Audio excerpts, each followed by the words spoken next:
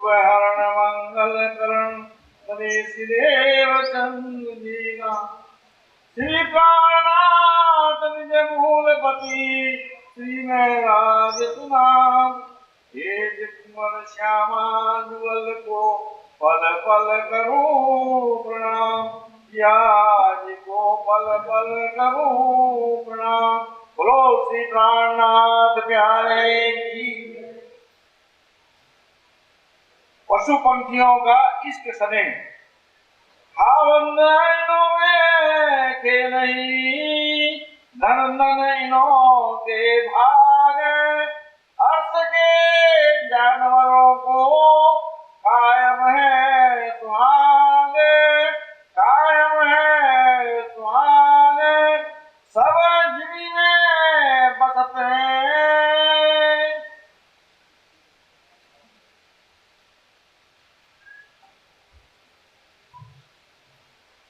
अच्छा कोई काम करें। महावती जी के धाम हृदय से परम धाम के वैदिक की मार्फत का रहस्य उजागर कर रहे हैं। इस चौपाई के पूर्व के अंतिम चरण में कहा गया है, अर्श के जानवरों का कायम है सुहाग। बाह्य रूप से हम क्या समझते हैं कि परम धाम की हम आत्माएं हैं, हम अक्षरातीत के धर्मी हैं, पूर्ण पुरुष के राज्य हैं। ये बातें आम तौर से बोलने जानने में सुनने को मिलती है। ये पशु पक्षी भला कौन से हैं? खावंद इनों में खेले धन धन इनों के भाग अर्श के जानवरों का कायम है सुहाग। ये याद रखिए, परम धाम में अक्षरातीत के सिवा जब कोई दूसरा है ही नहीं, तो ये पशु पक्षी कहां से आ गए? और उनको भी सुहागिन कहा जा रहा है। मानवीय बुद्धि से तो हम सोचते हैं कि जो मादा है उसका एक पति नर होता है। हमारी संसारिक बुद्धि यही सोचती है। स्त्री का पति होता है, पुरुष का भी पति क्या हो सकता है, हमारी मानवीय बुद्धि में घुस भी नहीं सकती। जहां तक जो दिखाई दे रहा है हमारी इन माया की आंखों से, वो सब झूठ है। इस संसार में न कोई पत्नी है न कोई पति है, यही तो सबसे बड़ा भ्रम है। हर किले में देखिए तो होइए अर्श माफक। परम धाम को समझना है तो परम धाम का ज्ञान चाहिए। संसार की बुद्धि और संसार की सोच के आधार पर परम धाम की लीला को कभी भी समझा नहीं जा सकता। इसलिए कहा है, खावंद इनों में खेले ही धन धन इनों के भाग। अक्षरातीत क्रीड़ा कर रहे हैं पशु पक्षियों के बीच। और पशु पक्षियों का इश्क स्नेह कैसा है, उसमें शेर भी हैं, चीते भी हैं, बड़े बड़े जान हाथी भी हैं। ये नहीं लिखा है कि केवल हथिनियां हैं, हाथी भी हैं, शेर भी है जो गरजते हैं, बाघ भी है, सिंह भी है, सब कुछ। सिंह जिसकी गर्जना से पूरा जंगल दहक जाता है, क्या वो भी सुहागिन है? जब सुहागिन शब्द का भाव आता है तो हमारे मन में एक माधुर्य शांत रूप की कल्पना आती है, जैसे कि हम घरों में पत्नी के रूप में देखा करते। पत्नी गरज नहीं सकती। माधुर्य भाव की व्याख्या क्या की जाती है? जिसमें शालीनता हो, मिठास हो, उसको कहते हैं माधुर्य भाव। वाणी कुछ और कह रही है।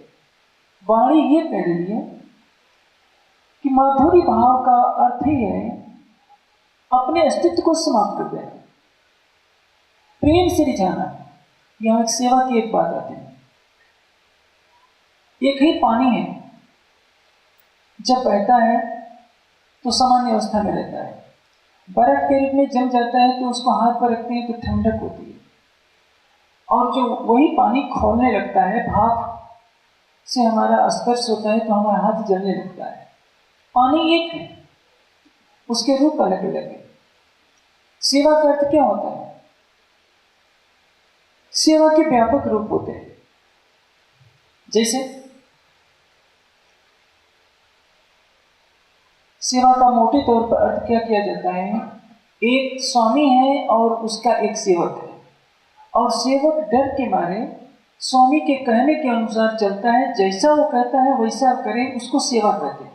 ये सेवा की मोटी व्याख्या है, गहन व्याख्या नहीं। जब आप जितने भाई बहन बैठे हैं, सबके साथ बचपन गुजरता है। जब हम बचपन में होते हैं, कुछ पता नहीं होता, हम बिस्तरे को गीला कर देते हैं। निद्रा में हमारी माँ पूरी रात गीले बिस्तर पर स्वयं सोती है, हमें सूखे बिस्तर पर रखती है, हमारे मल मूत्र को उठाती है। लेकिन जब हम बड़े होते हैं तो उसी माँ के चरण छूते हैं। माँ ने भी सेवा की, लेकिन सेवा दासी बन करके नहीं की। जब हमें सुध आती है तो उसी माँ के चरण छूते हैं। इस देश के प्रधानमंत्री भी बन जाएंगे तो अपनी बूढ़ी माँ के पास जाएंगे तो चरण ही छूना पड़ेगा, ये हम आदेश नहीं दे सकते। एक नौकरानी भी होती है, वो भी हमारा काम करती है। एक राजा की पटरानी होती है, वो भी भोजन बनाकर देती है। एक नौकरानी होती है, वो भी भोजन बनाकर राजा को देती है। लेकिन एक कहती है कि मैं दासी हूं और एक कहती है कि मैं उसकी पतिव्रता पत्नी हूं। काम दोनों बराबर का कर रहे हैं, भाव में अंतर है। जहां स्वामी भावना है वहां कृपा है, जहां दास भावना है वहां सेवा है। ज्ञान भावना में समर्पण है और प्रेम भावना में रिझाना है। मूल भाव क्या है? आप अपने हृदय के भावों को, हृदय की खुशियों को दूसरों के लिए प्रकट करते हैं, इसको कहते हैं इस संसार की भाषा में सेवा करना। जैसे महाराजा की पत्नी क्या चाहेगी कि मेरा पति हमेशा खुशहाल रहे, इसलिए यदि किसी कारण से नौकरानी नहीं है तो सारी सेवा का काम स्वयं उठा लेगी। वन में राम है, सीता जी को संकोच नहीं है, लेकिन वही राम जब अयोध्या में आते हैं तो उनकी सेवा करने के लिए अनेक दासियां हैं। चित्रकूट में 12 वर्ष रहे, कोई नौकरानी रख करके राम ने अपना कार्य नहीं कराया, सीता वही कार्य कर रही है। जबकि सीता साधारण महिला नहीं, एक चक्रवर्ती सम्राट की पत्नी। नौकरानी अपने भावों को दूसरे तरह से अंजाम दे रही है। उसमें भय है कि यदि हमने ये कार्य नहीं किया तो मुझे पारिश्रमिक मिलने वाला नहीं है। पतिव्रता पत्नी उसी कार्य को अंजाम दे रही है कि ये मेरा कर्तव्य है। अपने हृदय में जब स्नेह का अंकुरण आता है, उसके साथ समर्पण का फूट मिलता है, तो जो कार्य किया जाता है उसको कहते हैं प्रेम भाव की सेवा। तमें प्रेम सेवाए 500 पार। सेवा से पहले प्रेम शब्द लगा दिया। प्रेम का तात्पर्य क्या है? अपने अस्तित्व को मिटा देना। जब हमारे पास वाणी का ज्ञान होता है तो हम समर्पण की भाषा जानते हैं। बिना अक्षरातीत की पहचान हुए बिना कोई भी समर्पण नहीं कर सकता। और समर्पण के बाद रिझाना होता है, जो अंतिम पराकाष्ठा है। रिझाना का मतलब ये नहीं कि जैसे पूर्ण ब्रह्म शुरू हो गया तो सुंदर सब कूदने लगते हैं कि हम राज्य को रिझा रहे हैं। रिझाना इसको नहीं कहते। सतगुरु हमसो रीझ कर कहिया एक प्रसंग, बरस्या बादल प्रेम का भीज गया संग। जिसको हम बोल चाल की भाषा में रिझाना कहते हैं, पुराण की भाषा में उसी को कहते हैं हरुपे मुक्त्याग में साथ करना। साथ कैसे किया जाता है? मैंने लिखा है तुमको एक बार करो मुझे साथ, 10 बार चीजी करो करके तुमको याद। आज तक दुनिया में साथ करने की परंपरा नहीं थी, रिझाने की परंपरा नहीं थी। भगवान के मंदिरों में जाइए, चाहे हनुमान जी का मंदिर हो, शंकर जी का मंदिर हो, गणेश जी का मंदिर हो, सब साष्टांग लेटेंगे, कान पकड़ेंगे कि ये देवता आपकी सेवा में कोई त्रुटि हो गई हो तो माफ करना। योगी योग साधना करते हैं, आंखें बंद करके ध्यान से देखना चाहते हैं। प्रेममयी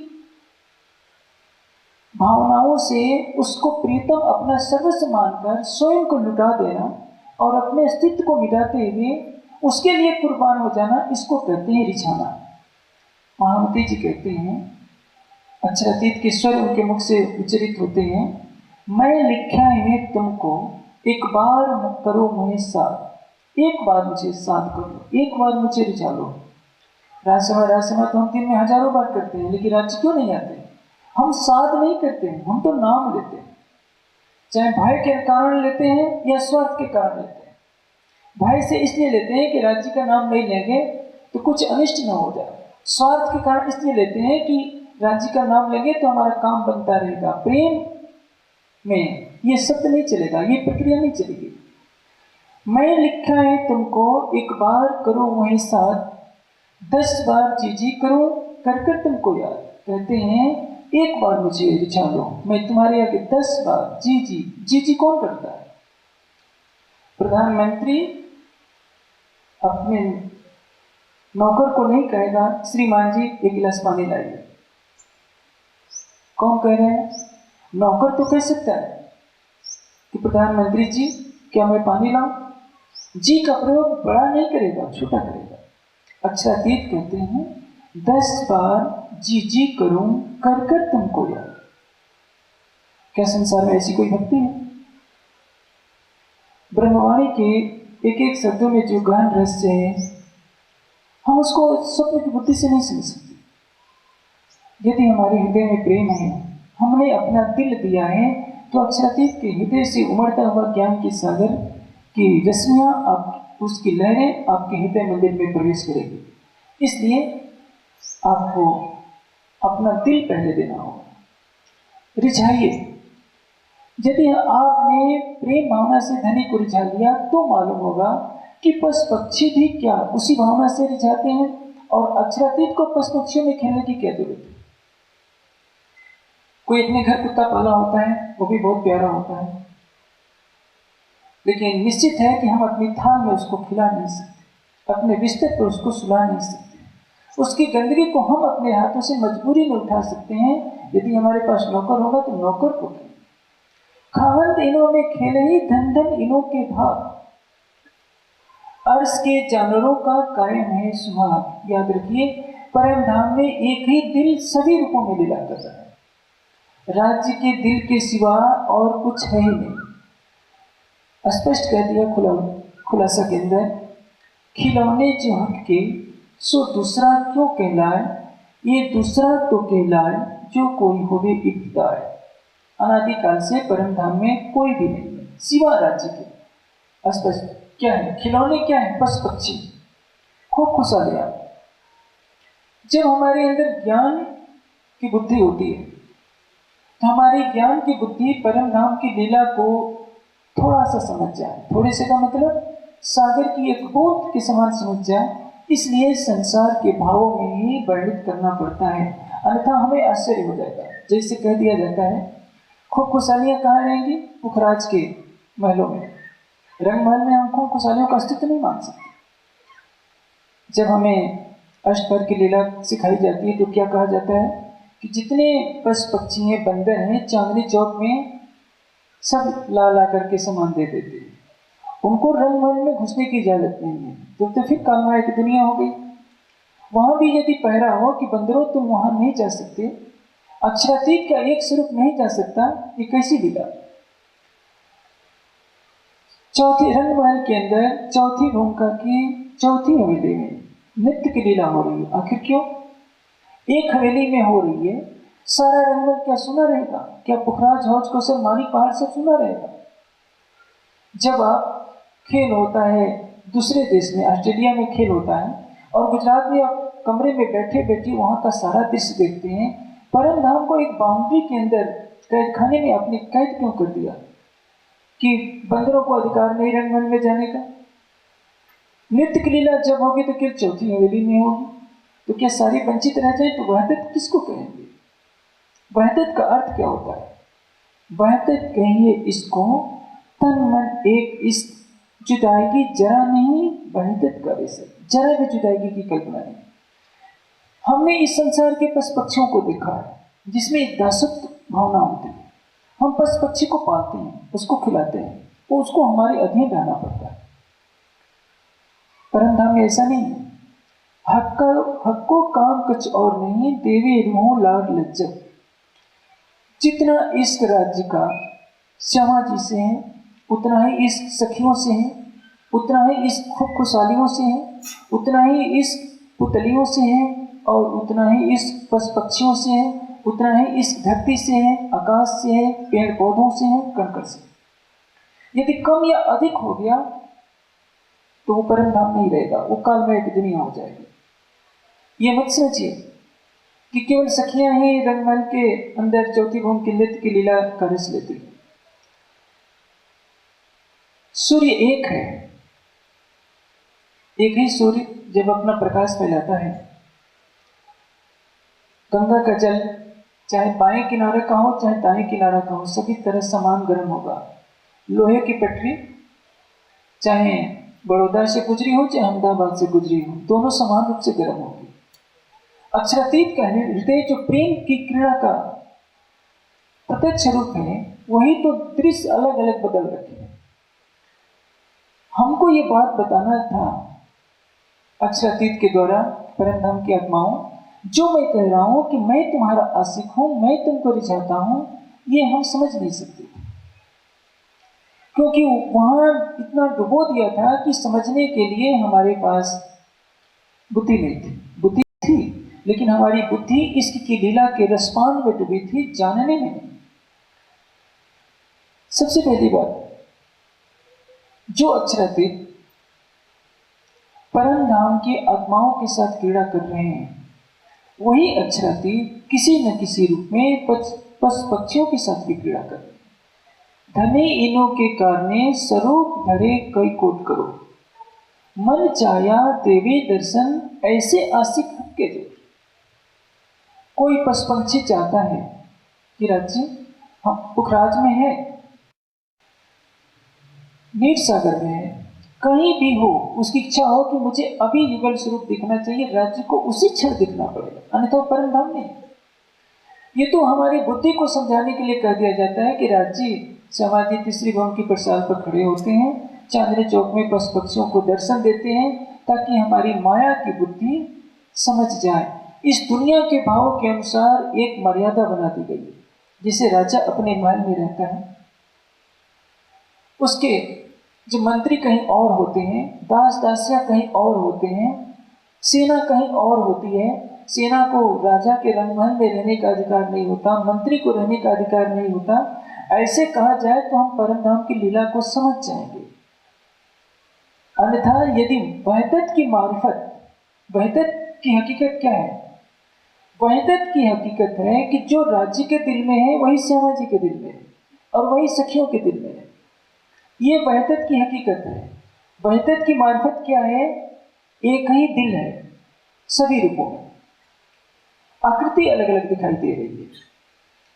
श्यामा जी का स्वरूप अलग दिख रहा है, खूब खुशहालियों का स्वरूप अलग दिख रहा है, पशु पक्षियों का स्वरूप अलग दिख रहा है क्या? राज्य के देव के सिवा और कुछ नहीं, पूर्ण ब्रह्म सच्चिदानंद के सिवा और कोई लीला करने वाला नहीं। सखियां रिझा रही हैं किसको? राज्य को और श्यामा जी को। वो सोचती है कि राज्य श्यामा जी को हम रिझा रहे हैं, और राज्य किसको रिझा रहे हैं? सखियों को। पहले ही मैंने कह दिया, वो बंदर बंदर नहीं है। जब वाणी कह रही है ये दूसरा तो कहलाए जो होवे कोई इब्तदाए, राज्य पशु पक्षियों के रूप में वो सखियों की सेवा कर रहे हैं, बंदर वही है। परम धाम में जब राज्य के सिवा कोई दूसरा नहीं, तो बंदर का अस्तित्व कहां से आ गया? पशु पक्षी कहां से आ गए? वे जो पुतलियां सखियों के एक इशारे पर हजारों की संख्या में दौड़ती हैं, जैसा कि परिक्रमा ग्रंथ में वर्णित किया गया है, वो पुतलियां और कोई नहीं है, राज्य ही पुतलियों के रूप में लीला कर। सखियां सोचती हैं कि हम पशु पक्षियों पर सवारी करने में बहुत आनंद आ रहा है। उनको पता नहीं कि जिस अक्षरातीत को तुम रिझा रही हो, वही अक्षरातीत तो पशु पक्षी बनकर तुम्हें अपनी पीठ को तोड़ रहे। ये बताना चाहते थे राज्य, मैं हर कर्ष में जुदा जानती, ल्यावती शब्द में वर्णन, जड़ में सिरले ढूंढती, हक आए दिल अरस चेतन। मेरी बातें अटपटी लग रही होगी। अभी मैंने दृष्टांत दिया था थोड़ी देर पहले, जब आप जवान हो जाते हैं तो माँ के चरण छूते हैं, कहते हैं कि माँ मैं तुम्हारा बहुत सम्मान करता हूँ। माँ कुछ बोलती नहीं, क्योंकि उसको मालूम है कि जब तू छोटा था, गोद में खेला करता था, तो मैं तेरे मल मूत्र को उठाया करती थी। हम राज्य को अष्टभय की लीला में रिझाते हैं तो सोचते हैं कि हम राज्य को रिझाते हैं। राज्य को ये बताना था, राज्य वहां कैसे बताते हैं कि पशु पक्षियों के रूप में मैं ही हूं और मैं ही तुम्हारी सेवा करता हूं, खूब खुशहालियों के रूप में मैं हूं। तुमको ये भेद मालूम नहीं है कि तुम कौन हो। तुम्हारे वस्त्र और आभूषणों के रूप में मैं हूं। ये जो खिड़कियां दिख रही हैं, ये रंगमहल की आलीशान शोभा दिख रही है, इसके रूप में मैं ही क्रीड़ा कर रहा हूँ। जिस धरती पर तुम पैर रख रही हो, कूदती फांकती हो पश्चिम की चौगान में, उस धरती के रूप में मेरा दिल ही क्रीड़ा कर रहा है। ये बताने के लिए ही ब्रजराज का खेल बनाया गया। उसमें भी निर्णय नहीं हुआ जागनी के ब्रह्मांड में। जब खिलवत परिक्रमा सागर और श्रृंगार की वाणी उतरी तो ये भेद खुला, हादी नूर में हक्का रूहें हादी अंग नूर। श्यामा जी किसके नूर है? राज्य के। राज्य के दिल में जो है प्राण है, प्राण यानी जीवन का आधार, प्रेम है, आनंद है, शक्ति है, सौंदर्य है, ज्ञान है, जो कुछ है उसको कहते हैं नूर। राज्य के दिल के स्वरूप क्या है? श्यामा जी। श्यामा जी के दिल के स्वरूप क्या है? सखियां।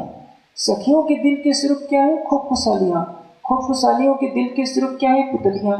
उनके दिल के स्वरूप क्या है? पशु पक्षी। और जो कुछ दिख रहा है किसी न किसी रूप में राज्य का दिल ही तो है। सब एक दूसरे को रिझा रहे हैं, सब एक दूसरे को अपने से अनंत गुना चाहते हैं। माया की दुनिया में ऐसे नहीं हो सकता। माया में हर कोई अपने को चाहता है।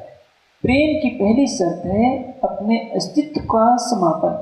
यदि आप अपने वजूद को कायम रखते हैं कि मैं हूं, तब तक प्रेम नहीं हो सकता और परम धाम की लीला को भी समझ नहीं सकते। इसलिए जैसे हम दुनिया में रहते हैं हमको बता दिया जाता है कि देखो बंदरों को रंगमहल में जाने का अधिकार नहीं, हम खुश हो जाते हैं तब तो बहुत अच्छी बात है। सखियां रंगमहल में बधी रहें, खूब खुशहालियां पुखराज और बड़ी रंग की हवेलियों की चारदीवारी के कैदखाने में बंद रहे। पुतलियां जहां थम्मों से जड़ी हुई है वहीं जड़ी रहे, तो परम धाम क्या हुआ? ये तो जेलखाना हो गया। परम धाम का तात्पर्य जहां अक्षरातीत का दिल ही धाम है, हर आत्मा का पशु पक्षी का दिल ही धाम है, और उसमें क्रीड़ा करने वाला कौन है? स्वयं अक्षरातीत। इसी को कहते हैं खावंद इनों में खेलेंगे धन धन इनों के भाग, अर्श के जानवरों का कायम है सुहाग। वो भी सुहागिन है। सुहाग और सुहागिन की जब बात आती है तो हमारे मनस्पटल पर स्त्री और पुरुष की भावना अभिव्यक्त हो जाती है, और यही सबसे बड़ी अज्ञानता है। जिसकी चर्म दृष्टि है वो तो देखेगा कि मेरा शरीर स्त्री का है।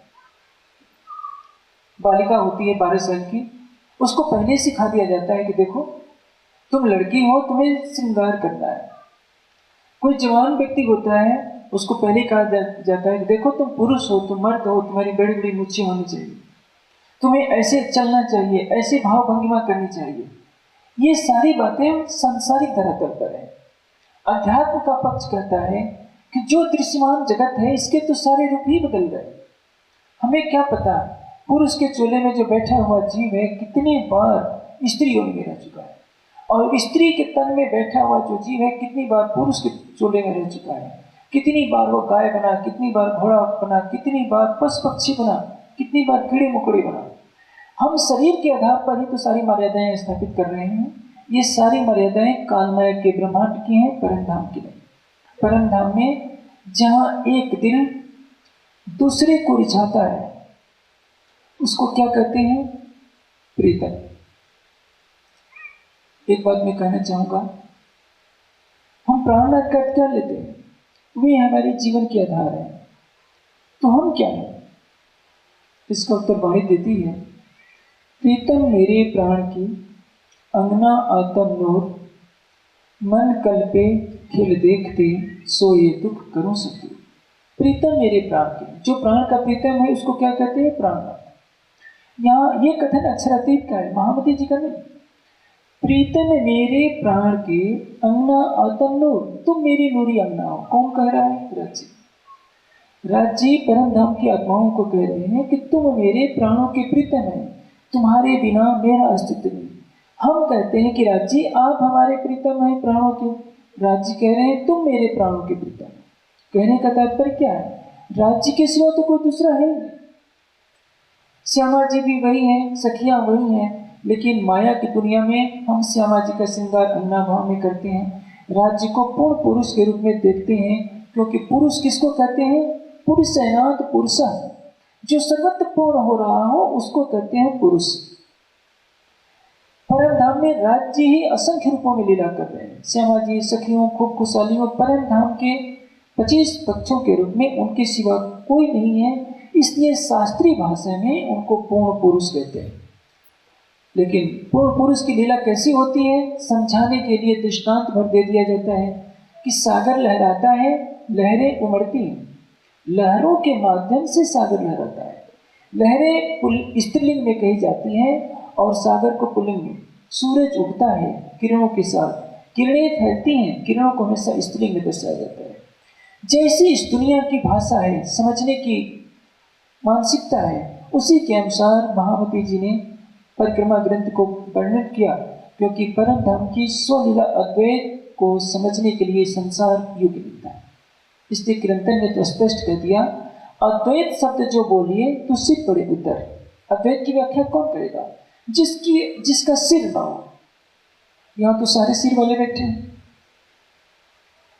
सिर नहीं है तो जीवन नहीं, यही तो है। मैं करत मरत नहीं और कहावत है मुर्दा, यही मैं खुद ही टले तो बाकी रहे खुदा। मैं नहीं मर सकती, इन मैंने डूबे सब कोई, या को पार न पावे कोई, या को पार सो पावे, जा को मुतलक बख्शी सोई। पशु पक्षियों को ये मालूम ही नहीं है कि हम पशु पक्षी। हमें ज्ञान की बातें सिखलाई जा रही हैं तो हमें कहा जाता है कि वो पशु पक्षी हैं। पशु पक्षियों को केवल एक ही बात मालूम है कि हमारे सामने जो ये गुल स्वरूप है, हमारे प्राणेश्वर हैं, इनके बिना हमारा अस्तित्व है। खूब खुशहालियों को ये नहीं मालूम है कि हम खूब खुशहालियाँ हैं या सेविकाएँ हैं। वो सभी एक दूसरे को रिझा रहे हैं। जब राज्य पशु पक्षियों के रूप में सखियों को रिझा रहे हैं तो तलियों के रूप में कौन है? जब रंग महल की नृत्य की भूमिका में नृत्य की लीला होती है तो पुतलियां गाती हैं, पुतलियां नाचती हैं, दीवारों पर बने हुए चित्र आकाश में उड़ते हैं। ये तो इतना कर करके वहदत की मार्फत का तात्पर्य एक अक्षरातीत का दिल ही क्रीड़ा कर रहा है, ये मार्फत है। हकीकत में हमको सारी बातें बताई जा रही है। याद रखिए, श्रृंगार की वाणी मार्फत की वाणी है। खिलवत परिक्रमा सागर श्रृंगार में हकीकत का रस है। कहीं कहीं मार्फत का पुट दे दिया गया है, लेकिन मार्फत की वास्तविक व्याख्या महाश्रृंगार ग्रंथ है। और ये 4 किताबें तारतम कहलाती हैं। इनको आत्मसात किए बिना आत्म जागने की राह हमारी प्रशस्त कभी नहीं हो सकती। अभी प्रसंग चल रहा था, धन धन इनों के भाग, अर्ज के जानवरों का कायम है स्वभाव। चाहे नर जानवर हो चाहे मादा जानवर हो, हमारी बुद्धि परम धाम में जब जानवरों का वर्णन आता है तो केवल पुल्लिंग वाचक शब्द प्रयोग किए हुए हैं। कहीं नहीं वर्णन है कि शेरनियां बोल रही है, केसरी सिंह गर्जना कर रहा है, ये तो लिखा है, लेकिन सिंहनी भी गर्जना कर रही है ये नहीं लिखा है। क्योंकि जब वहां की भूमिका में प्रवेश करेंगे तो ना कोई स्त्री रहेगा ना कोई पुरुष रहेगा, शरीर ही नहीं रहेगा, इस संसार की बुद्धि ही नहीं रहेगी, तो आप कहां से सोचेंगे? क्योंकि हमारे समाज में तो बहुत झगड़े पैदा हो जाते हैं। कोई कहेगा कि राज्य के बाईं तरफ से समाज बैठनी चाहिए, दाईं तरफ नहीं बैठ सकती, ये तो माया की दुनिया की रीति है। क्योंकि कर्मकांड का नियम है, पति को दाएं बैठाया जाता है, पत्नी को बाएं बैठाया जाता है। वाणी कहती है, अंतर पट खोल देखिए दो अवत एक नजर। अंदर की नजर से देखेंगे तो श्यामा जी के अंदर ही राज्य है, राज्य के अंदर श्यामा जी हैं, और आपकी परात के अंदर भी कौन बैठा है? वहां छोटे बड़े का भाव नहीं होता। राज्य नीचे पैर लटकाए हैं कि बाएं पैर पर अपना दाहिने पैर रखे पड़े हैं। कोई विचारधारा कहती है कि राज्य के श्यामा जी की तरफ उनके चरण कमल पड़ जाएंगे तो श्यामा जी का अपमान हो जाएगा। परम धाम में अपमान और सम्मान की कोई बात ही नहीं। चरण देखो या मुख देखो, कोई अंतर नहीं पड़ता, क्योंकि सभी रूपों में एक स्वरूप क्रिया कर रहा है, एक दिल कार्य कर रहा है। कैसे? जब आपका बच्चा छोटा होता है, आप उसको सिर पर रखते हैं, वो बच्चा, आप सो रहे होते हैं, आपके सिर पर अपना पैर रख देता है, आप मुस्कुराने लगते हैं। जब वही बड़ा होता है और आपकी तरफ पैर करके कभी खड़ा हो जाए, बैठ जाए, या अपने पैर से आपका सिर छू दे, तो आप क्या करेंगे? उसको शांति से उत्तर देंगे। छोटा था तो आपने सहन कर लिया, बड़ा है तो सहन नहीं किया। क्यों? ये भाव आता है कि ये मेरा बेटा है। छोटे पर तो वात्सल्य का रस मन में होता है, चलो बच्चा है, हमारा जिगर का टुकड़ा है, मेरे सिर पर पैर रख दिया तो क्या बात होती है। सेवा की यही बात आती है। सेवा और सेवन करना दोनों में अंतर होता है। औषधि का सेवन किया जाता है, सेवा का मतलब हम अपने हृदय के प्रफुल्लित भावों को किसी न किसी रूप में प्रकट कर रहे हैं। सेवा धर्म परम गहनो योगिनाम अप्रगम्य। सेवा धर्म बहुत कठिन है। एक संत ने कहा है, दास बना तब जानिए जब हाड़ रहे ना मांस। सुंदर सर जी, सेवा का एक दृष्टांत मैं देता हूँ। हमारी तो प्रेम सेवा है। प्रेम सेवा तो बहुत ऊंची मंजिल है। हम अभी कितने पीछे हैं। पृथ्वीराज चौहान का सेनापति था रंतिदेव मेदिनी राय। भयानक युद्ध हो रहा था। युद्ध के मोर्चे पर पृथ्वीराज चौहान घायल हो गए थे, मेदिनी राय भी घायल हो गए। मेदिनी राय ने देखा कि जंगली कुत्तों का एक झुंड आ रहा है और थोड़ी देर में मेरे सम्राट को नोच नोच को खा जाएगा। मेदिनी राय उनकी सेना का सेनापति सोचता है कि मेरा सम्राट मेरी आंखों के सामने कुत्तों के द्वारा नोच नोच कर खा लिया जाए, ये मेरे जीते जी कभी नहीं हो सकता है। उठता है, घिसट घिसट कर अपने शरीर का पैर काटता है। पैर का घुटने से नीचे काटा, फिर दूसरे पैर का घुटने से नीचे, फिर जंघा काटा, फिर बाएं हाथ का काटा। जब ये काट काट कर खिला रहा होता है, उस समय पृथ्वीराज की आंखें खुल जाती। पृथ्वीराज की आंखों से आंसू बहने लगते हैं कि सेनापति, मुझको जिंदा रखने के लिए तुमने अपने शरीर का मांस काट काट कर इन कुत्तों को खिला दिया। सेनापति मेदिनी राय कहते हैं कि महाराज, ये मेरा कर्तव्य था। एक सेनापति का एक सम्राट के प्रति कर्तव्य था। थोड़ी देर में उसकी गर्दन लुढ़क जाती है, लेकिन पृथ्वीराज चौहान जीवित बच जाते हैं, कुत्ते भाग जाते हैं। ये एक संसार के जीव की कहानी है, जो एक सेनापति एक महाराज के प्रति क्या कर्तव्य होता है, दास भावना की सेवा को प्रकट करता है। दास भावना में भय है कि यदि हमने अपने कर्तव्य का यथोचित पालन नहीं किया तो मेरा स्वामी मुझे दंड भी दे सकता है, निष्कासित भी कर सकता है। पतिव्रता पड़े सेविये। पतिव्रता पड़े सेविये का मतलब क्या? पतिव्रता की कहानी आपने सुनी होगी। जब मोहम्मद बिन कासिम ने हमला किया था सिंध पर, या अलाउद्दीन खिलजी ने आक्रमण किया था चित्तौड़ पर, एक तो नहीं, हजारों छत्राणियां जलती हुई चीता में अपने को सौंप दी। चाहे अलाउद्दीन, चाहे मोहम्मद बिन कासिम, सबको चीता की लपटों के सिवा कुछ नहीं मिला। इसको कहते हैं संसार के जीवों की पतिव्रता भक्ति। हम किसी से साक्षी क्यों लें? सबका दिल जानता है।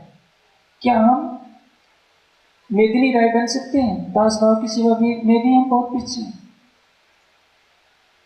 अपनी तलवार से अपने घुटने को काटकर, हाथ पैर को काट करके राजा के लिए मांस खिलाना तो दूर, यदि चितवनी शिविर में सुंदर साथ आने वाला है, यदि 2 घंटे से मैं 2.5 घंटे बैठा दूं तो मैं समझता हूँ आधे लोग भाग जाएंगे। कोई कहेगा कि हमारे घुटने में दर्द, कोई कहेगा कि कमर में दर्द, कोई थोड़ा भी कष्ट उठाने को तैयार है, क्योंकि हमारे अंदर अभी वो समर्पण की भावना ही नहीं आई। प्रेम सिवाय 500 पार। प्रेम से सेवा करने की बात तो बहुत दूर की बात है। मुक्ति सेवा तूने सुको, जो तू अंतर आडोटा। अंतर का पर्दा, हमारे और धनी के बीच में पर्दा क्या है? हमें शरीर, संसार, समाज दिखता है और हमारा जीवन भी इनके लिए है। हमारी आत्मा के धाम हृदय में कौन वास कर रहा है, ये हमें पता है। अभी आपने प्रातःकाल की जो चर्चा सुनी थी, बैठे मासूक इत जाहिर, पर दिन न लगे इत, मासूक मुख देखन को भय है नैना भी न तरसत। प्रीतम हमारे दिल में बसता है, उसको देखने के लिए हमारे नेत्र क्यों नहीं तरसते? क्योंकि हमारे दिल में अभी वो समर्पण की भावना नहीं आई है। और उस समर्पण की मंजिल तक ले जाने के लिए तो वाणी जो हमें बताए कि परम धाम की वहदत की मार्फत क्या है। एक ही दिल सभी रूपों में लीला कर रहा है, कोई भेद की लकीर नहीं है श्यामा जी और सखियों के बीच में। जब हम कालमाया की दुनिया में हम आते हैं तो हमको कहा जाता है कि देखो श्यामा जी के हम अंग हैं, हम सबकी उनकी लहर रूपा सखियां हैं, श्यामा जी हमारे सुभान हैं। याद रखिए वाणी में श्यामा जी को कहीं भी सुभान शब्द प्रयोग नहीं किया, हर जगह राज्य को सुभान कहा गया है। कहिया सुभाने मुझको हरफ 90,000, 30 तुम जाहिर कीजियो और 30 तुम पर अख्तियार, बाकी जो 30 रहे सो तुम रखियो छिपाए, बका दरवाजे खोल से आखिर कौन। तो जो परिक्रमा में सुभान शब्द की बात होती है, किया चाहे सब दिल का आगो आए लिए मेहरबान, इसमें सुभान शब्द आता है जरूर, लेकिन इसका प्रसंग यदि हम बातें रूप से घटाते हैं तो राज्य के लिए आता है, न कि समाज के लिए। कुरान में भी सुभान शब्द आया है, वाणी में हर जगह आया है, पीतक में आया है, लेकिन सुभान का तात्पर्य केवल राज्य और राज्य के सिवा मार्फत के दृष्टि परम धाम में कोई भी नहीं है। लीला रूप में सब कुछ दृष्टिगोचर हो रहे हैं और राज्य उनके साथ क्रीड़ा करते हैं। तो ये न समझिए कि जैसे हम अपने घर के पालतू जानवरों के साथ खेलते हैं वैसे राज्य भी खेलते होंगे। जो प्रेम का रस सखियों को मिलता है, जो प्रेम का रस श्यामा जी को मिलता है, जो प्रेम का रस परम धाम के जर्रे जर्रे में क्रीड़ा करता है, वही प्रेम का रस पशु पक्षियों को भी मिलता है। यदि पशु पक्षियों को ये ऐसा अनुभव हो कि राज्य का भी दर्शन नहीं होगा, उसी क्षण बेहोश हो जाएंगे। हम तो पशु पक्षियों से भी आगे नहीं, इस दुनिया की भावना से। परम धाम में देखा जाए तो आप ही तो सब कुछ हो। परम धाम में कौन रहता है? केवल तू यानी केवल राज्य। जब हम ये भावना ले लेंगे तो हमारी संसारिक भावनाएं मिट जाएंगी, हमारी मानसिक शक्ति परम धाम में कैसे लगी रहे। इसलिए अष्टपहर की लीला के माध्यम से एक छोटा सा रास्ता बता दिया गया है। प्रातःकाल उठापन करना है, दोपहर को वन में जाकर के दोपहर को कैसे भोग लगाना है, कैसे शाम को टहलने जाना है, फिर रात्रि को कैसे क्रीड़ा करनी है या नृत्य की लीला करनी है या वनों में लीला करनी है, फिर शयन हो जाना है। यदि अक्षरातीत ही सोने लगे तब तो परम धाम नहीं रह जाएगा। अक्षरातीत में कभी निद्रा नहीं आती। पांचवी भूम की लीला का मतलब क्या? जहां मैं न रह जाए, मार्फत की अवस्था। प्रेम कहते किसको? पुराण संहिता में प्रेम की लीला का एक दर्शन कराया गया है, छोटा सा। योग माया की लीला का वर्णन किया जाता है। राधा श्री कृष्ण की तरफ देखती है, श्री कृष्ण राधा की तरफ देखते हैं। श्री कृष्ण राधा को देखते देखते राधामय हो जाते हैं। नख से सिर तक का श्रृंगार राधा का बन जाता है और राधा श्री कृष्ण को देखते देखते श्री कृष्णमय हो जाती है। उनका रूप, रंग, वस्त्र, आभूषण सारे ही श्री कृष्ण के बन जाते हैं। यदि योग माया में ऐसा होता है तो परम धाम में क्या है? सखियां समझती हैं कि राज्य हमारे प्राण प्रीतम है, राज्य सोचते हैं कि सखियां हमारे प्राण प्रीतम है। एक ही राज्य का दिल तो क्रीड़ा कर रहा है, फिर कौन किसका स्वामी और कौन किसकी सेविका। मोटे तौर पर कहा जाता है कि ये सब इच्छा सो मंगावे पर सखियों को सेवा भाव है। यदि ऐसा नहीं कहा जाएगा काल माया की भाषा में, तुम्हें परम धाम की लीला कुछ भी पढ़ने नहीं पड़ेगी। जैसी हमारी सोच है वैसे ही वर्णन कर दिया गया, क्योंकि अर्श बका वर्णन किया ले मसाला इतका। यहाँ का मसाला, यहाँ के दृष्टांतों से, यहाँ के भावों से परम धाम की लीला को हमारे हृदय रूपी हलक में जबरन उड़ेला जा रहा है, ताकि ये माया का नशा हमसे छूट सके। पशु पक्षियों की पातशाही के माध्यम से पशु पक्षियों की इश्क की लीला क्या है, तब इस प्रकरण में दर्शाया जा रहा है। जो रंगमहल में राज्य सखियों के साथ क्रीड़ा करते हैं, वही राज्य पशु पक्षियों के साथ भी क्रीड़ा कर रहे हैं। एक को जो सुख मिल रहा है, सारे परम धाम को सुख मिल रहा है। कई बार मैंने चर्चा में दृष्टांत दिया है कि जब राज्य अपने चरण कमल धरती पर रखते हैं तो धरती भी चाहती है कि मैं कैसे रिझाऊं। धरती भी अपने को कोमल कर लेती है, अतिशय कोमल, कि धनी के चरण कमलों को मैं इतनी कोमलता प्रदान कर दूं। राज्य सोचते हैं कि मैं कैसे हार जाऊं, ये धरती मासूक होकर मुझे रिझा रही है, वो भी अपने हृदय को इतने कोमल कर लेते हैं, कोई भेद नहीं। श्यामा जी रखती हैं चरण कमल, यही वर्णन आता है सागर और श्रृंगार में। धरती भी उतने ही कोमल। एक युद्ध चल रहा है, कौन अपने को कितना लुटा सकता है। कालमाया में कैसा युद्ध चलता है, कौन दूसरे को कितना लूट सकता है। पत्नी पति को कितना लूट सकती है या पति पत्नी को कितना लूट सकता है। संसार के हर रिश्तों में ये चल रहा है। आत्मने तु वै कामाय सर्वं प्रियम भवत्, स्वार्थ के लिए सब कुछ प्रिय। जहां प्रेम वहां तो मैं होगा ही नहीं, फिर अपने अस्तित्व का चिंतन क्यों। प्रेमी प्रेमास्पद की चिंता करता है, अपने अस्तित्व को तो उसने लुटा दिया है, उसका अपना निज अस्तित्व नहीं।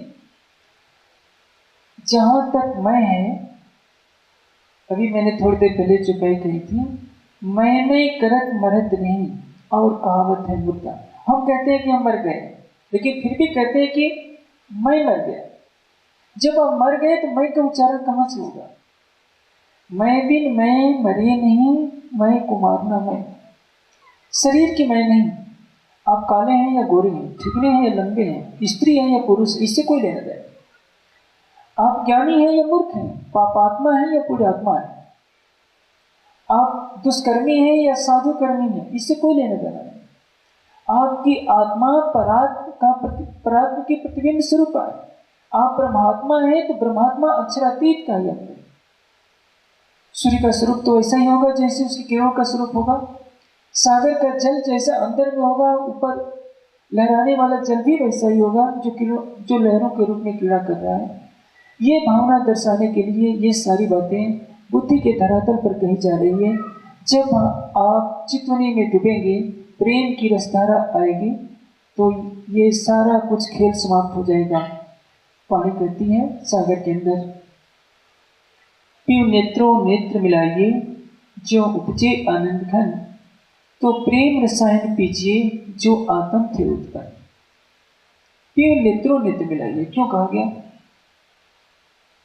अक्षरातीत के हृदय में जो प्रेम का सागर उमड़ रहा है, वो प्रेम का सागर दृष्टिगोचर होता है, नेत्रों के माध्यम से प्रकट होता है। आप किसी के नेत्रों की तरफ देख लिए तो हो सकता है उसके जाल में आप फंस जाएंगे। सब कुछ देखिए, हाथ देख लीजिए, पैर देख लीजिए, कंधा देख लीजिए, लेकिन नेत्रों की तरफ से जैसे ही देखेंगे, हृदय की सारी भावनाएं नेत्रों से प्रकट हो सकती हैं। एक माँ का बच्चा है, अपनी माँ को देखते ही पहचान लेगा, जैसे ही नजर मिली अपनी माँ को पहचान लेगा। कई माताओं के बीच में इंसान गाय का बछड़ा भी अपनी माँ को कई गायों के बीच में खोज लेता है, क्योंकि हृदय का संबंध नेत्रों से जुड़ा होता है। यदि आपकी आत्मिक आंखें धनी के नेत्रों की शोभा को देखने लगे तो परिणाम क्या होगा। अक्षरातीत के हृदय का प्रेम का रस आपके अंदर आना शुरू हो गया। ये नेत्रों नेत्र मिलाइए जो उपजे आनंद घन, तो प्रेम रसायन पीजिए जो आत्म थे उत्पन्न। आपकी आत्मा में प्रेम रूपी रसायन पैदा हो जाएगा।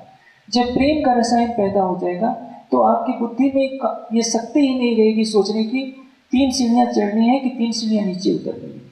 राज्य के गले में 4 हार को देखो कि 5 हार को देखो कि 6 हार को देखो, कितने रंगों की अंगूठी है और किस अंगूठी में कौन सा रंग चढ़ा हुआ है, ये बुद्धि का जितना तर्क वितर्क है सब समाप्त हो जाएगा।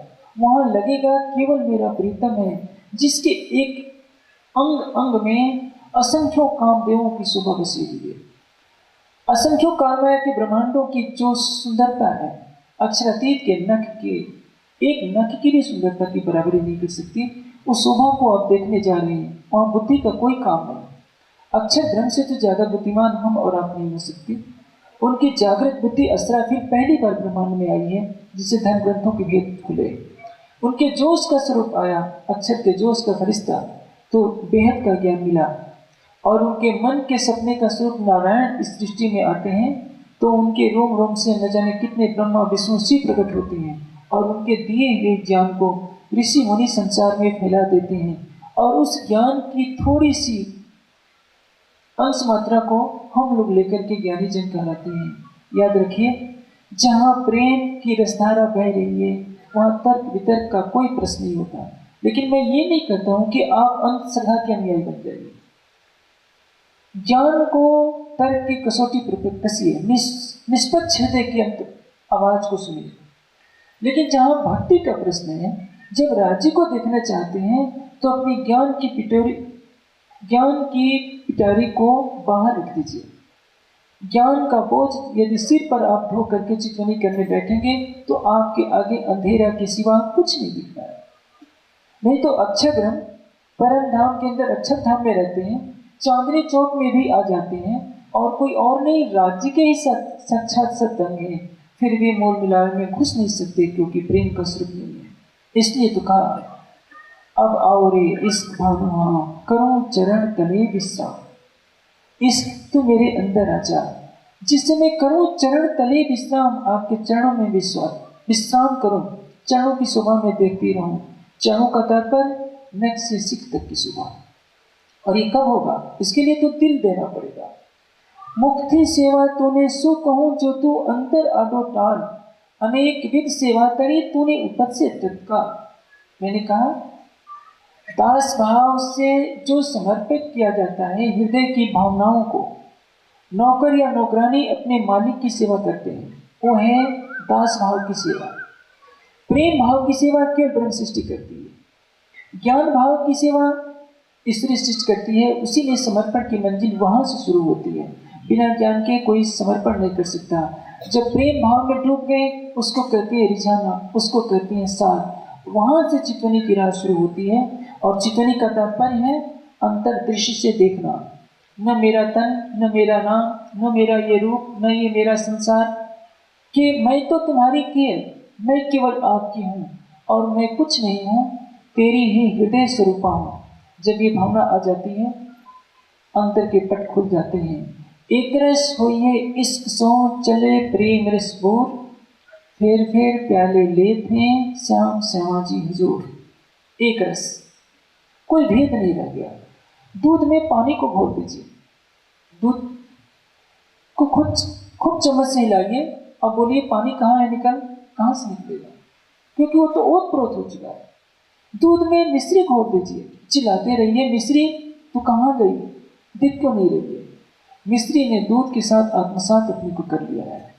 आप राज्य से जब तक आत्मसात अपने को नहीं करेंगे, भय की दीवारों से डरते रहेंगे, पहले ही राज्य के सामने कांपते रहेंगे कि राज्य पता नहीं नाराज होकर के हमारा ये नुकसान न कर दे।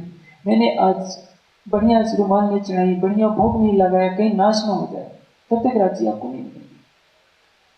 प्रेम में तुलसीदास जी ने जरूर कहा है, भय भी न हो न प्रीत, वो प्रीत काल माया की प्रीति है।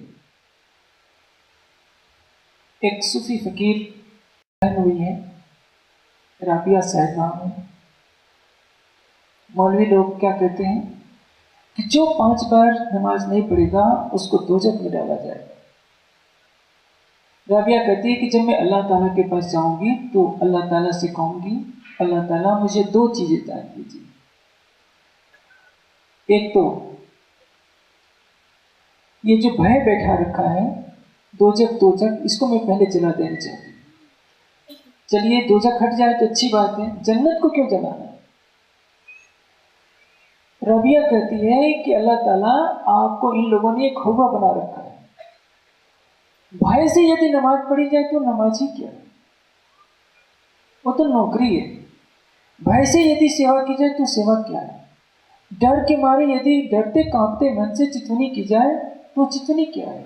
जो कहता है रो मेरे तुम्हारा आशिक, मैं तुम्हारा आशिक हूं। आगे कहते हैं, मैं रह न सकूं रूहों बिन, रूहें रह न सके मुझ बिन, जब पहचान होवे वाको तब सहे न पिछुआ किन। क्या इन चीजों को हम नहीं याद करते? आशिक की परिभाषा क्या होती है? रोम रोम में रम रहा पीव आशिक के अंग, इसके लिए ऐसा किया कोई हो गया एक रंग। हमारे रोम रोम में राज्य बसते हों चाहे नहीं बसते हों, राज्य के रोम रोम में हम जरूर बसते हैं। हम तो 1 घंटा, आधे घंटे, 2 घंटे याद कर लेते हैं और वो तो अपलक नेत्रों से पल पल हमको देखते रहते हैं। हम गहरी निद्रा में सो जाते हैं, हमारी आत्मा जीव के ऊपर बैठकर जीव की निद्रा की लीला को देख रही होती है, राज्य को नहीं देख रही होती है। हम और भी प्रेमी बना सकते हैं, लेकिन राज्य तो और कुछ नहीं कर सकते। यही सबसे बड़ी हमसे भूल हो रही है। परम धाम की लीला को समझने के लिए हमें परम धाम के भावों में भावित होना पड़ेगा। इसलिए दीदार के लिए पहली शर्त है एक रस, प्रेम, जिसमें सत्ता का कोई मद न हो, भय की कोई गुंजाइश न हो। जहाँ भय है वहाँ प्रेम नहीं। इस संसार में गुरु से शिष्य भय करता है, पिता से पुत्र भय करता है, बड़े भाई से छोटा भाई भय करता है, और भय के कारण ही काफी कुछ अर्थों में सही रास्ते पर चलते हैं। इसलिए दुनिया में कहा जाता है कि अनुशासन के लिए शक्ति चाहिए, लेकिन प्रेम के लिए, परम धाम के प्रेम के लिए शक्ति नहीं, समर्पण चाहिए। अपने अस्तित्व को मिटा दीजिए। जब आप है ही नहीं तो डरते किससे? डरेगा कौन? जहां द्वैत का धरातल है। आप गुस्से होकर, आपके हाथ में चाकू है, किसके लिए? बच्चों और बदमाश से रक्षा के लिए।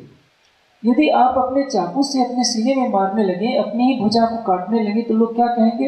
ये पागल हो गया। क्या राज्य की शक्ति है हमें पीड़ा, हमें दंड देने की? हम डरते क्यों हैं? हम स्वयं को क्यों नहीं मिटा देते? हमारे और उनके बीच में माया बाधक बनी हुई है। हमने अपने वजूद को अलग खड़ा कर रखा है। हमने समर्पण की भाषा नहीं सीखी, इसलिए तो डरते हैं कि हमारा कुछ नुकसान हो जाए। राज्य को खूंखार न बनाइए, प्रेम के सागर को प्रेम का सागर ही रहने दीजिए। वो जिस प्रेम की नज़र से आपको देखते हैं, चितवनी में भी आप उनको उसी नज़र से देखिए। मैं नहीं केवल तुम है। मैं ये शरीर नहीं, अंतःकरण नहीं, पापी नहीं, पुण्यात्मा नहीं, न मेरा बैरी है कोई, न कोई मेरा शत्रु है। आत्मवत सर्वभूतेश यह पश्चात स्वपंडिता। अपने समान सभी प्राणियों में जो चेतना को देखता है। ये तो दुनिया के ग्रंथ वाले कह रहे हैं। हमने तो सुंदर साथ के बीच में कितनी दिवाली खड़ी कर रखी है। गुजराती सुंदर साथ, पंजाबी सुंदर साथ, नेपाली सुंदर साथ, यूपी का सुंदर साथ, न जाने कितनी दीवारें। और गुजरात में भी कितने जिले, जिले के अंदर कितने गांव, एक गांव में भी अलग अलग ग्रुप। ये भेदभाव की रेखा क्यों? इसलिए कि हमारी आंखों से ये सारी लीला चल रही है। इस संसार के मस्तिष्क से हमारे क्रियाकलाप चल रहे हैं। धनी को पाना है, इस मस्तिष्क को, इन आंखों की दृष्टि को यहाँ ही रखना होगा। अपने हृदय में केवल प्रेम का भाव रखना होगा, जो परम धाम के पशु पक्षी धाम धनी को रिझाते हैं। रात दिन जिक्र हक की करे मीठे मुख बोले। क्या करते हैं? रात दिन जिक्र हक की करे मीठे मुख बोल। उनके मुखारबिन पर क्या है? माधुरता का सागर। वैकुंठ में भी जाएंगे तो वहां भी क्रोध हो सकता है, स्वर्ग में भी क्रोध हो सकता है, प्राय नहीं होता। जहां सतोगुण है वहां काम क्रोध नहीं हो सकता। काम ऐसा क्रोध है, ऐसा रजोगुण समत्व। रजोगुण और तमोगुण में काम क्रोध हो सकता है, सतोगुण की अवस्था में काम क्रोध का कोई प्रश्न नहीं होता। वैकुंठ में क्रोध नहीं होता, ऐसे ग्रंथों में वर्णित कर दिया गया है। अक्षरातीत के हृदय में जो प्रेम का सागर लहराता है, वही प्रेम का सागर पक्षियों के हृदय में भी लहराता है। सूर्य से किरणें निकल रही हैं, किरणें आपस में टकरा रही हैं, बस इतनी सी बात है। जो अक्षरातीत का हृदय है, असंख्य रूपों में क्रीड़ा कर रहा है। इसी को परम धाम की लीला कहते हैं। और उस लीला को इस संसार के भाव में बांट दिया गया है कि पश्चिम की चौगान में पशु पक्षियों के साथ खेलना कूदना है, चाहे हौज कोसर में पशु पक्षियों पर बैठना है, या तीसरी भूमि की परसाल पर खड़े होकर के चांदनी चौक में पशु पक्षियों को दर्शन देना है, या बंदरों के साथ ऐसी लीला होनी है। ये हमारे मानव मस्तिष्क को संसार से हटाकर किसी न किसी बहाने परम धाम में ले जाने के लिए है। वास्तविकता कुछ और है। परम धाम का दरवाजा तब खुलेगा जब हमारे अंदर प्रेम का रस आएगा। श्रृंगार के दूसरे प्रकरण किस प्रारंभ से पहले कह दिया है, हुक्मे इश्क का द्वार खोल जाए। जब तक इश्क नहीं आएगा, आपके हृदय में प्रेम नहीं आएगा, तो न परम धाम का दीदार होगा, न राज्य का दीदार होगा। ये मत सोचिए कि परम धाम का प्रेम नहीं मिल सकता। प्रेम का तात्पर्य क्या है? प्रेम का तात्पर्य यह है जिसमें आत्मा की क्रीड़ा हो, शरीर से कोई लेना देना नहीं। शरीर तो एक साधन मात्र है। शरीर में आंखें हैं,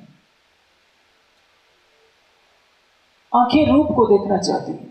सखियां धनी का दीदार करके आनंदित होती हैं और राज्य सखियों का दीदार करके आनंदित होती है। प्रेम में क्या होता है? जीवा से मधुर वचन बोले जाते हैं, कानों से मधुर वचन सुना जाता है, त्वचा से कोमल स्पर्श किया जाता है। जैसे माता पिता हैं तो उनके हम चरणों को छुएंगे। कोई चोर मिलता है तो हम क्या करते हैं? उसको दंडित करना होता है तो उसको चाटा मारते हैं या घूसा मारते हैं। स्पर्श दोनों में होता है। छोटे बच्चे को जब दुलार करना होता है तो सिर पर हाथ फेरते हैं।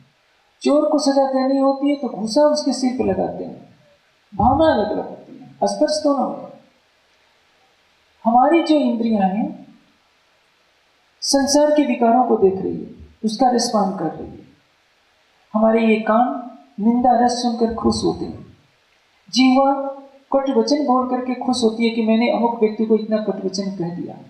हम इन आंखों से घृणा की दृष्टि देखते हैं। अंतर कितना यही है कि अक्षरातीत के हृदय में उमड़ने वाला प्रेम का जो रस है, सखियों के माध्यम से, श्यामा जी के माध्यम से, खूब खुशहालियों और पशु पक्षियों के माध्यम से एक दूसरे के दीदार, एक दूसरे के अमृतमयी वचनों के श्रवण और कहने में, धनी के चरणों को रिझाने में लग जाता है। और यही प्रेम की लीला को बस इतने माध्यम से समझा जा सकता है।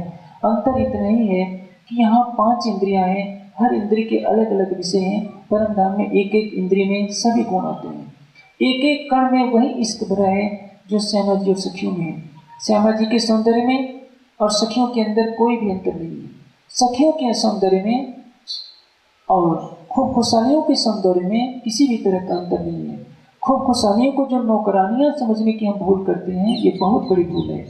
परम धाम की वहदत में न कोई नौकरानी है न कोई महारानी है।